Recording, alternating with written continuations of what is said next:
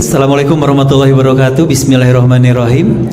Ya, telah hadir di tengah kita salah satu, saya ulang sekali lagi ya kok ya, ada salah satu tokoh nasional yang luar biasa yang insya Allah bisa menginspirasi, terlebih bagi kita semua, menjadi tokoh yang menjadi panutan untuk saya pribadi juga, menjadi salah satu istilahnya tuh kalau bahasa Sunda tuh panggeing, pengingat ya, untuk mengingatkan kita untuk menjadi lebih baik.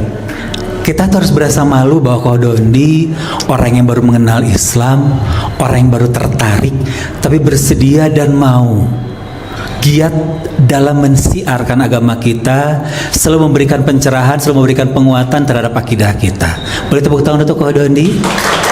Alhamdulillah juga sudah hadir di tengah kita. Dan tadi saya sudah menyinggung salah satu permata mungkin bagi Islam deh, Koh ya. Alhamdulillah, insya Allah nanti kalau Koh Doni duluan masuk surga, ingat-ingat kami ya Koh ya. Cari kami dan di sana ya. Amin. Iya, kita langsung saja boleh Ustaz? Boleh ya, sehat ya? Sudah siap? Alhamdulillah. Ini tadi ada pertanyaan Ustaz ya. Titipan. Bicara tentang Ko Dondi, seorang mu'alaf yang fenomenal. Cerita dulu dong Ko, apa sih melatar belakangi dan apa yang menjadi trigger bagi Ko Dondi untuk tiba-tiba di tahun 2014 kalau tidak salah berpindah ke agama Islam? Boleh? Silakan. Baik. Assalamualaikum warahmatullahi wabarakatuh. Innalhamdulillah nahmaduhu wa nasta'inuhu wa nastaghfiruhu wa na'udzubillahi min syururi anfusina wa min sayyiati a'malina may yahdihillahu fala mudhillalah wa may yudhlil fala hadiyalah. Asyhadu an la ilaha illallah wahdahu la syarikalah wa asyhadu anna Muhammadan abduhu wa rasuluh. Allahumma shalli wa sallim wa barik ala sayyidina Muhammadin wa ala alihi wa sahbihi ajmain. Amma ba'd. Alhamdulillah, senang sekali. Waduh, Masya Allah bisa diundang nih oleh MT Arafah ya, Masya Allah. Hari ini milad berarti ya. Saya tadi cukup tergelitik dengan tanggal miladnya 25 Desember. Ini tanggal cantik yang diambil oleh Bu Elis. Ini disengaja tuh gimana Bu? Qadarullah ya. Masya Allah. Qadarullah. Kok bisa gitu ya, tanggal itu hari libur nasional menjadi hari lahirnya MT Arafah. Tergelitiknya karena gimana kok? Ada apa dengan tanggal 25 Desember? Tergelitiknya karena ini majelis taklim, tapi dibentuknya pada hari Natal agama sebelah gitu. Ya, betul. Itu tetangga sebelah. Sengaja tuh gimana Bu? Kami Bu ya, kami di Jakarta, di komunitas kami yang mu'alaf ini, kami juga mengadakan acara khusus malam sebelum tanggal 25 Desember. Kami sebut malam itu malam apa? Bukan malam Natal gitu. Tahu nggak maksudnya? Iya. Maksudnya tahu nggak? Belum saya. Bukan malam Natal. Jadi kami apa ya? Kalau 25 Desember kan dirayakan oleh saudara-saudara kita yang Nasrani, ya kan? Kita yang Muslim, apalagi yang masih bisa disebut mu'alaf nih, kita merayakan malamnya tuh sebutan bukan malam Natal. Karena memang tidak merayakan. Ya. Tapi maksudnya bahwa kita mengingat bahwa kita dulu pernah merayakan, sekarang tidak merayakan lagi. Artinya apa? Kita tidak mengimani Nabi Isa alaihissalam sebagai Tuhan lagi. Jadi kita hanya bertauhid, mengesahkan Allah Subhanahu Wa Taala. Itu sih ya. Masya Allah. Nah, tadi kalau Kang Rahman bertanya triggernya apa? Memang saya ini kan boleh dikatakan saya ini kafir karena orang tua. Iya. Iya kan? Setiap manusia yang lahir kan sebagai Muslim, fitrah. Setiap bayi yang lahir kan fitrah. Kita semua ini fitrah. Saya, Kang Erik, juga istri dengan istrinya Kang Erik, ini juga termasuk orang-orang yang dulu dikafirkan oleh orang tua kita. Jadi ketika kita menemukan Islam, kita akhirnya menerima Islam sampai memeluk Islam, kita sebenarnya bukan pindah agama, Kang Rahman. Kita sebenarnya kembali ke fitrah kita. Itu ya. Jadi saya selalu mengingatkan kepada saudara-saudara yang Muslim, yuk kita selalu ingat bahwa kita tuh fitrahnya Muslim. Jadi jangan sampai tergelincir gitu. Tergelincirnya mending kalau rumah ya gede gitu ya, berlian misalnya berapa karat gitu misalnya, atau uang bermiliar-miliar. Ini saudara kita ada yang tergelincir imannya hanya gara-gara sembako. Nah, setuju ini. Hanya gara-gara bantuan yang mungkin sebulan habis gitu ya. Iya. Mungkin 2 bulan habis. Bahkan mungkin ada yang seminggu habis. Iya. tetapi bisa menggadaikan imannya hanya untuk kenikmatan dunia yang sangat-sangat sementara gitu. Itu yang saya tidak ingin saudara kita yang muslim sampai tergelincir imannya. Oleh apa? Oleh upaya-upaya pendangkalan akidah dan juga upaya-upaya pemurtadan. Saya senang sekali di hadapan saya ini adalah ibu-ibu yang hebat-hebat nih, notaris-notaris nih ya. Ya. Ini kan pendidikannya nggak sebentar. Yes, ya kan? betul. Biayanya juga nggak murah ya Bu ya. Waduh. Banyak yang S3 deh. Waduh, masya Allah. Nah, profesi-profesi seperti ibu ini sebenarnya tercatat di dalam Quran Bu. Tercatat. Kalau tadi kita mendengarkan Qori membacakan Quran surat Al-Baqarah ayat 1 sampai 5, profesi ibu-ibu ini tercatat di Quran surat yang sama. Quran surat Al-Baqarah ayat 282 Bu. Nah, ya jadi apapun utang piutang itu harus ditulis, dicatat.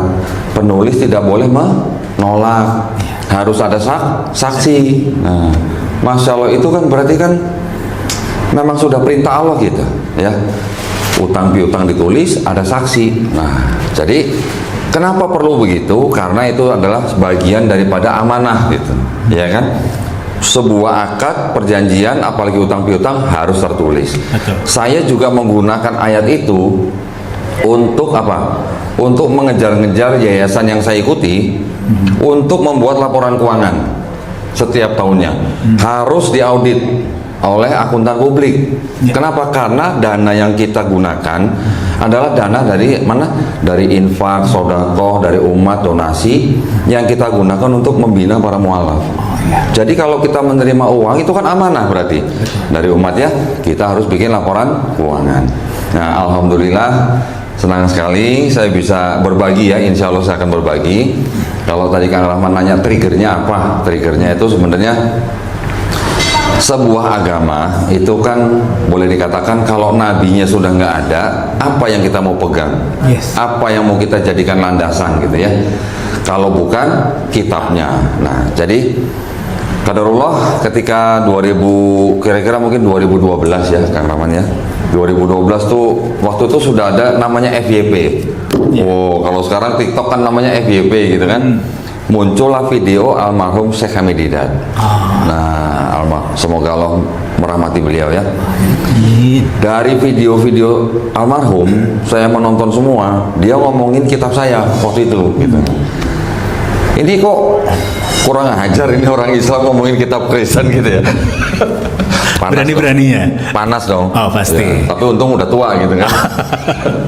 Jadi saya menonton video-video almarhum itu, saya nonton sambil saya pegang kitab saya kan.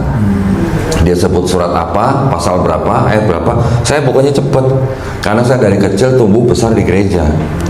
Jadi sudah hafal isi dan sudah memahami. Paling tidak urutan suratnya gitu ya. Tinggal luar cari biasa. pasalnya, cari ayatnya. Saya dulu remaja tuh ada lomba. Kalau di Islam kan ada lomba MTQ gitu kan. Betul. Kalau di gereja kita dulu ada lomba buka-bukaan, cepet-cepetan buka Bible gitu. Oh, selalu juara? Pernah juara. Masya Allah. Jadi ketika almarhum Syekh Hamid Didat sebutkan di dalam kitab Kristen surat ini, pasal ini, ayat ini, saya pokoknya cepat sekali. Karena juga kenapa? Karena di dalam kitabnya Kristen itu ada indeksnya. Nama-nama suratnya itu diberi indeks. Kalau kita misalnya ya, kita mencari surat Al-Maidah misalnya. Kalau yang sudah biasa, gampang buka surat kelima misalnya.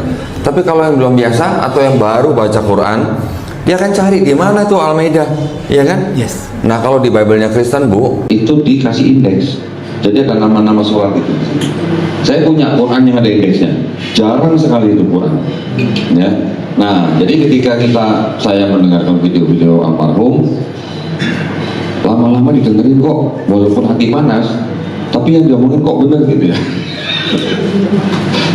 Ya, jadi Salah satu yang membuat benar itu ya Mas. ada beberapa hal. Jadi ini di dalam sebuah kitab ya itu bisa ada di dalam dua surat yang berbeda, itu ayatnya puluhan ayatnya persis plek sama. Plek sama. Dua surat berbeda. Dua surat berbeda, ada puluhan ayat yang persis plek sama. Oh. Sampai tanda bacanya. Itu namanya apa Bu? Kalau di apa namanya? Kalau di dalam Plagiat, betul Bu, plagiarisme. Bukan belasan kan, puluhan ayat sama. Satu. Yang kedua, di dalam satu kitab, secara garis besar itu kan dibagi dua, ada perjanjian lama, perjanjian baru, ya. Konsep ketuhanannya perjanjian lama sama konsep ketuhanannya perjanjian baru dan konsep keselamatannya ternyata beda. Saya juga baru sadar ketika saya nonton videonya Almarhum Syekh Hamid Hidayat gitu. Baru sadarnya ketika saya nonton dan saya dibacakan ayat-ayatnya. Padahal saya tahu ayat itu, tapi saya tidak pernah mempunyai sudut pandang dari sudut orang di luar Kristen gitu. Ya. Ya, selama itu maksud saya tumbuh besar di gereja, saya mengetahui ayat itu ya cuma dengar dari pendeta, gitu ya. Jadi saya mendengarnya hanya dari sudut pandang orang Kristen. Ya. Dan belum ada pertanyaan tentang keanehan atau apa gitu yang bertentangan tersebut? Ada beberapa pertanyaan, tapi ya telan aja gitulah. Ya, zaman dulu tuh kalau kita tanya pendeta jawabnya apa? Imani saja. Waktu itu belum ada flash, baru imani. Gitu. Iya. Ya, jadi kalau pendeta juga kesulitan menjelaskan, jawabnya hanya imani saja. Ya, jadi kalau di Kristen itu memang metodologi untuk membuat orang percaya itu begitu. Ya. Jadi terlepas dari apapun imani saja, Iya. telan bulat-bulat. Iya. Tidak usah banyak bertanya. Telan dulu gitu. Oh. Telan dulu, pokoknya imani saja gitu. Nah, ketika saya sudah mendengar ayat-ayat yang dipandang dari sudut pandang orang di luar Kristen, saya baru mikir, oh ternyata benar juga ya. Dari situ baru saya ke-trigger untuk mempelajari sejarah tersusunnya kitab saya waktu itu kan. Dan itu nggak sebentar memang, karena saya harus tahu kitab saya, siapa yang nulis, di mana ditulis, kapan ditulis, gitu kan, siapa yang menyusun, asalnya dari kitab apa dan sebagainya. Itu ternyata memang butuh waktu, jadi nggak bisa sebentar. Itu yang membuat Kokoh akhirnya mengkoleksi Bible. Iya, bener. Mengkoleksi sampai berapa puluh sekarang, Ustaz? Nggak banyak lah, paling baru 100-an kayaknya. Masya Allah, baru 100-an. Ini 100-an dari berbeda penerbit, berbeda negara, atau sama? Beda penerbit, beda negara, beda tahun, beda versi, beda bahasa. Yang paling tertua? Kalau yang benar-benar asli ya. Asli, Yang original. asli yang paling tua saya punya yang 1916. 1916. Tapi ada yang lebih tua 1809 berapa ya? 1896. Tapi dari versi faksimil. Nah, zaman dulu dari Belanda kirim faksimil ke Indonesia dicetak ulang, bisa begitu. Oh, seperti itu. Iya. Ini dari ada yang 1819 tadi ya? 1896. 1896 sampai dengan yang terbaru.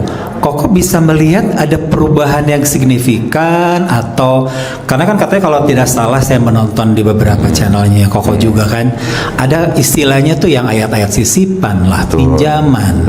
Ya kadang-kadang juga Ayat pinjaman tapi nggak dibalik-balikin. nah nggak dibalik-balikin, tetap dipakai. Katanya pinjaman tapi nggak dibalikin.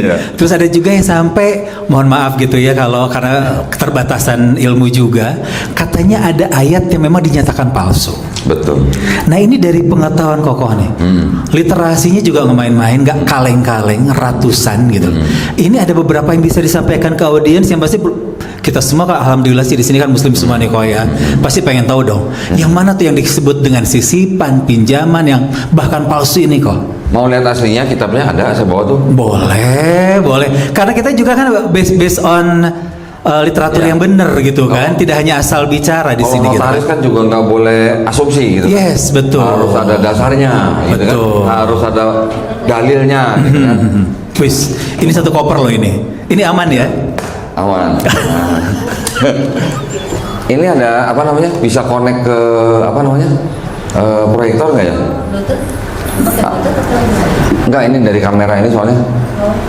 Dari kamera. Nggak bisa ya? Yang bisa dimunculkan ke monitor ini gimana caranya?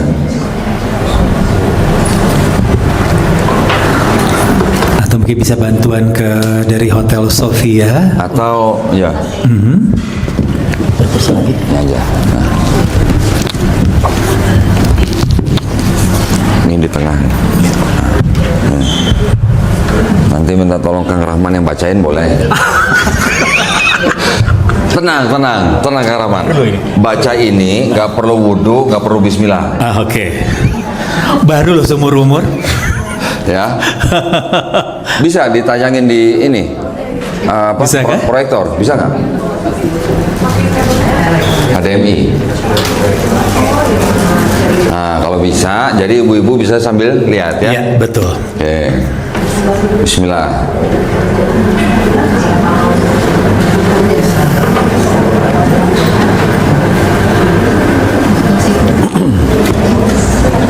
Sambil nunggu saya ambil air sebentar ya. Boleh.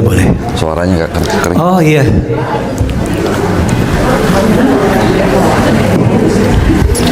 Kita tidak sedia meja memang hari ini ya. Betul sekali.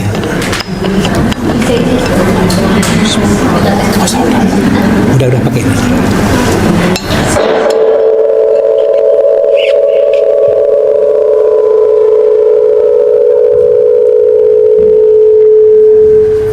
Ya. Nah, Gimana nih Ustaz? nanti gini, nanti kita tunjukkan ke kamera. Iya. Nanti salah satu mungkin bisa baca yang terlihat di Di layar ya. screen ya. Udah siap, Rik? Oke. Tenang, Bu, tenang. Pertama-tama ya, ini saya jelaskan bahwa kitab yang saya pegang ini kan tebel nih, ya kan? Ini yang punya adalah kalangan Katolik, ya. Jadi namanya Kitab Suci Katolik. Katolik. Ya. Sebentar kan, nih. Tulisannya apa nih kan? Tidak untuk diperdagangkan. Tidak untuk diperdagangkan. Nah, coba nyampe Cetakan nggak? 2009. Nyampe nggak, Rik? Ya.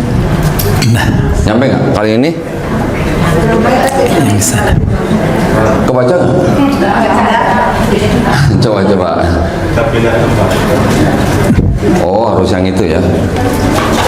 Oke, ini Kang Rahman bacain dulu aja. Iya. Ini kan tidak untuk Diperdagangkan. Kitab Siap. Suci Katolik dengan pengantar dan Dan catatan catatan. lengkap tahun 2009. Dipersembahkan kepada umat Katolik Indonesia oleh Direktorat Jenderal Bimbingan Masyarakat Katolik Departemen Agama Republik Indonesia. Percetakannya Arnoldus. Arnoldus ND. Resmi nggak, Kang? Resmi dong. Harusnya resmi ya. Harusnya Nah, ini dicetak cuma 3.000 eksemplar tuh. 3.000 eksemplar. Ya. Nah, kita tunjukkan ke kamera nih. Coba. Tahun 2009 dicetak sebanyak 3.000 ya. Nah, Kebaca, Bu? kelihatan. Kebaca? Baca ya. Baca ya. Ini ya, Bu ya. Tidak untuk diperdagangkan. Kitab Suci Katolik dengan pengantar dan catatan lengkap 2009 dipersembahkan kepada umat Katolik Indonesia oleh Direktorat Jenderal Bimbingan Masyarakat Katolik Departemen Agama Republik Indonesia. Ya. Ayat yang akan saya tunjukkan di sini adalah yang disebut dengan ayat yang dianggap sebagai bukti bahwa di dalam kitab ini ada ajaran yang namanya Trinitas. Kang Rahman tahu Trinitas ya? Yes. Ya. Ibu-ibu tahu ya? Atas nama Bapak. Bapak Tuhan, Putra Tuhan, Roh Kudus Tuhan. Tapi bukan 3 Tuhan, tapi 1 Tuhan, Bu. Paham nggak, Bu? Bisa paham, Bu? Enggak. Alhamdulillah nggak paham. Kalau paham malah saya curiga nih tadi, Bu. Ya, itu memang akidah daripada saudara kita yang Nasrani. Lanjut lagi, Bapa Maha Kuasa, Putra Maha Kuasa, Roh Kudus Maha Kuasa, tapi bukan 3 Maha Kuasa, tapi 1 Maha Kuasa. Ya, Bapa bukan Yesus, Yesus bukan Roh Kudus bukan Bapa, tapi ketiganya mempunyai hakikat yang sama, gitu. Ya. Bukan. Kalau di Islam kita mengenal sosok Roh Kudus adalah malaikat Jibril alaihissalam. Kalau di Kristen yang disebut Roh Kudus adalah pribadi ketiga daripada ketuhanan, Bu. Ya. Kalau malaikatnya sendiri lagi ada lagi. Nah, kalau kita mengenal malaikat Jibril alaihissalam, di sini disebutnya malaikat Gabriel alaihissalam. Nggak ada alaihissalamnya, sorry. Kalau di sini udah kebiasaan. Udah kebiasaan. Ya. Nah, ayat yang mau saya tunjukkan ini adalah surat 1 Yohanes 5 ayat 7 ya. Bukannya berarti ayat yang lain tidak ada yang tidak asli, ada juga, tetapi yang saya tunjukkan ini adalah bukti bahwa ayat ini mengajarkan Trinitas. Oke, ya. Sekarang tolong di zoom, coba, Rick. Ini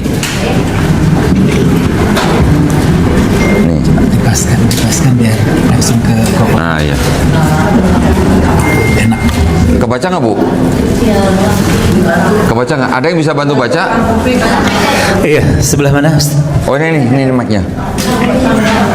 Nah kalau nggak Kang Ramon baca dari depan situ. Hah?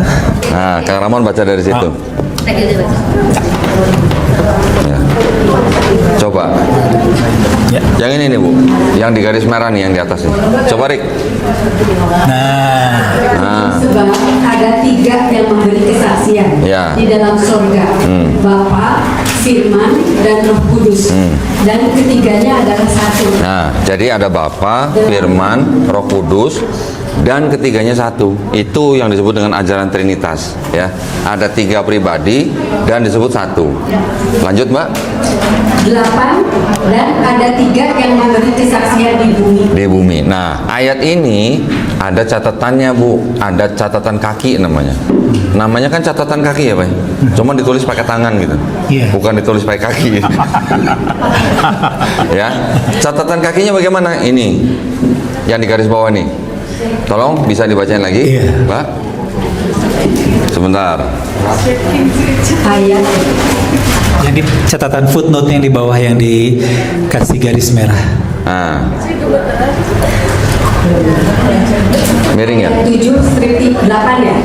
Di dalam surga, Ya. di bumi, bagian ayat ini tidak terdapat dalam naskah-naskah Yunani yang paling tua dan tidak pula dalam terjemahan kuno, bahkan tidak dalam naskah-naskah paling baik dari Vulgata. Ya. Bagian ini kiranya aslinya sebuah catatan di pinggir halaman salah satu naskah terjemahan Latin yang kemudian disisipkan ke dalam naskah-naskah oleh penyalin dan akhirnya bahkan disisipkan ke dalam beberapa naskah Yunani.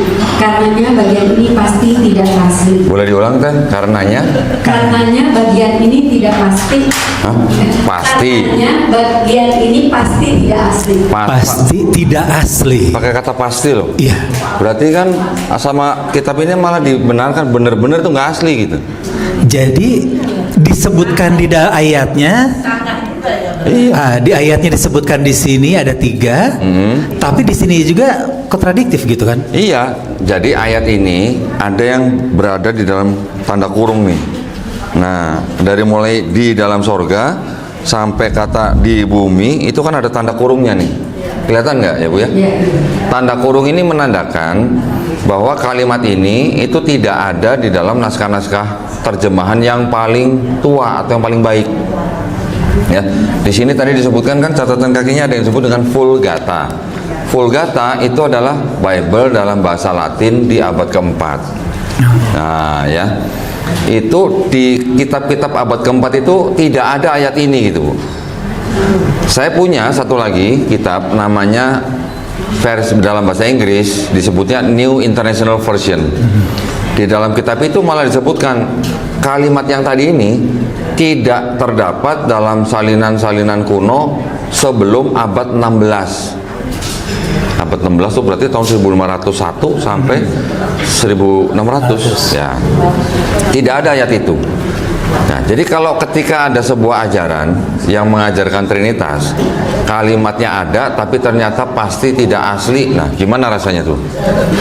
Rasanya bagaimana kita bisa percaya? Kontradiktif banget kan, paradoks. Iya. Istilahnya kan ya, Iya. kontradiktif betul-betul gitu kan. Coba Kang Rahman sudah biasa baca Quran. Iya. Misalnya di Quran ada catatan kakinya. Ayat Al-Fatihah nih, ayat 3 Al-Fatihah nih pasti tidak asli gitu. Yang mengeluarkan mushaf Quran tuh badan atau lembaga yang berwenang gitu. Iya. Rasanya gimana? Rasanya buat apa dibaca? Ya, Iya, gitu. betul. Jadi ketika saya menemukan perkataan almarhum Syekh Amin Didat bahwa yang di dalam Bible itu istilah dia nih ada yang disebut dengan fabrication, insertion, concoction gitu. Istilahnya begitu, disisipkan, ditambahkan, difabrikasi gitu. Oh iya. Wah kan gimana dong rasanya? Hancur gitu rasanya. Iya, iya. Jadi kan timbul ketidakpercayaan kepada ajaran itu gitu ya. Memang boleh dikatakan inti daripada ajaran kekristenan yang utama itu kan adalah ajaran Trinitas. Tetapi Kristen yang mempunyai ajaran Trinitas ini Kang, ini bukan Kristen satu-satunya gitu. Baiknya boleh lagi, balik lagi. Oh ya, Ya lebih enak. ya. Siap. Nah, jadi yang disebut dengan aliran Katolik, nanti ada Protestan, nanti ada Ortodoks, ya, itu adalah Kristen-Kristen yang mempercayai Trinitas. Memang jumlahnya yang paling besar, mayoritas. Tetapi selain itu juga ada Kristen yang disebut dengan Unitarian. Kristen Unitarian menggunakan kitab yang sama, tapi mereka akidahnya Yesus bukan Tuhan, gitu kan. Ada yang begitu. Lain lagi. Bukan Tuhan. Bukan Tuhan. Mereka bilang Yesus itu hanya ciptaan. Ya. Yesus pernah tidak ada. Yesus itu ciptaan yang paling mulia, bahkan lebih mulia dari malaikat. Nah, mereka tidak menyembah Yesus sebagai Tuhan. Ya, dua nih. Ada satu lagi Kristen yang disebut dengan kelompok Kristen Oneness. Oneness itu kesatuan gitu. Mereka tidak percaya Trinitas, tidak menerima Trinitas. Mereka tidak mempercayai ada 3 pribadi, mereka percaya satu pribadi, tapi mereka mengatakannya apa? Bapa atau Tuhan Yang Maha Esa ini adalah Yesus. Yesus ini adalah Bapa. Jadi Bapa dan Yesus itu satu pribadi gitu. Oke, jadi ada 3 kelompok yang utama dalam Kristen. Nah, ketiga konsep ini, kelompok ini yang Trinitarian sama yang Oneness, ini sudah dibantah oleh Quran, Bu. Quran sudah membantah. Di mana di Quran surat Al-Maidah ayat ke-72 untuk yang Oneness, ya, yang bilang Allah adalah Isa putra Maryam, itu disebut dengan kafir. Ya. Quran surat Al-Maidah ayat 72. Yang mengatakan Allah itu adalah salah satu dari 3 di ayat 73-nya. Ya, Quran surat Al-Maidah ayat 73. Itu sudah dibantah sama Quran. Tapi di Quran surat Al-Maidah juga ayat 116 itu ada ayat yang mengatakan bahwa nanti insya Allah akan ada dialog antara Allah SWT dengan Nabi Isa alaihissalam, di mana Allah SWT bertanya kepada Nabi Isa alaihissalam, apakah kamu pernah menjadikan dirimu dan ibumu, ya, sebagai sesembahan selain aku? Ya, Nabi Isa alaihissalam kan tentu saja menjawab tidak mungkin. Allah SWT lebih tahu gitu. Ya. Itu aliran Kristen yang mana? Kok ada Trinitasnya Allah, Nabi Isa sama ibunya Maryam? Kristen yang mana? Gitu. Nah, nanti orang Kristen akan bertanya, oh berarti salah itu Quran. Trinitas kami itu Bapa, Firman, dan Roh Kudus, bukan Bapa, Firman, dan Maria gitu. Quran salah dong. Gimana jawabnya, Bu? Sedangkan Kristen yang kita tahu Trinitas, Bapa, Yesus, Roh Kudus. Oneness, Bapa itu Yesus, Yesus itu Bapa. Yang satu lagi Unitarian tidak menyembah Yesus, berarti tidak dibantah. Tapi Quran menyebutkan ada konsep Trinitas, Allah, Nabi Isa, dan Maryam. Kristen mana itu kita? Gimana Bu jawabnya? Kalau ada yang nanya begitu. Sudah tidak ada Bu Kristennya. Kristen yang menyembah Maria itu dulu pernah ada, malah di abad keempat adanya malah di tanah Arab Saudi. Ketika di situ ada orang-orang Kristen yang menyembah Maria sebagai Tuhan, nama ajarannya disebut Koliridianisme. Koliridianisme. Atau ada juga yang di daerah lain disebut dengan Mariamites. Kristen-Kristen yang menyembah Maria ibunya Yesus sebagai Tuhan. Ada. Jadi Quran nggak salah. Quran tahu dulu ada Kristen yang menyembah Maria sebagai Tuhan. Pak, kalau Injil Barnabas, waduh, belum udah nanya Injil Barnabas ini Bu. Setiap saya kemana-mana kok selalu ditanya Injil Barnabas ya. Waduh. Baik, terima kasih Bu pertanyaannya. Ya. Ini juga ada gereja, tapi gereja itu gereja Maria apa gitu? Kalau itu gereja Katolik Bu. Nah, itu gereja Katolik. Kalau Ibu nanya Injil Barnabas, saya nanya dulu Bu, Injil Barnabas ada 3, yang Ibu maksud yang mana? Barnabas yang tidak boleh dibaca karena katanya udah tampil dengan kayak Islam. Yang ini juga tidak boleh dibaca Bu. Ini namanya Epistle of Barnabas. Ditulis kira-kira abad kedua Masehi Bu. Tapi bukunya tuh persis kayak Injil itu juga Pak. Gini, nanti ada lagi gini Bu. Ini udah saya bawa bukunya cukup banyak, jadi agak milih nih sekarang nih. kayak gitu penanggapannya yang kayak Berarti yang ibu maksud adalah Injil Barnabas yang ini, Bu. Nah, Injil Barnabas ini yang menyatakan bahwa Nabi Isa atau Yesus berkata akan ada nabi lagi yang bernama Ahmad. Ini, ya, ini namanya Injil Barnabas. Tetapi, Bu, Injil ini dikentarai, ya. Yang menulis ini adalah orang Muslim, orang Islam yang nulis, ya. Diterjemahkan ke bahasa Italia dan Spanyol di abad ke-15 dan 16. Tetapi yang menulis ini juga di dalamnya banyak anakronitisme, Bu. Penyebutan yang tidak sesuai dengan zamannya, ya.